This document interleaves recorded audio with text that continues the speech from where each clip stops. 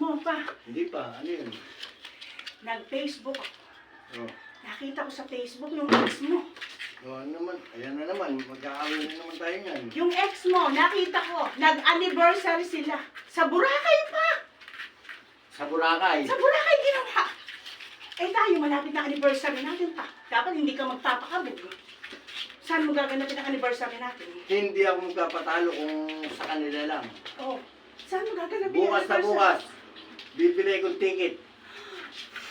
Tandaan mo yan. Bibili yung ticket. Dati ko lang hapon eh. Pa, Oh. syempre makikita nila. Eh, frankly yung ex mo eh.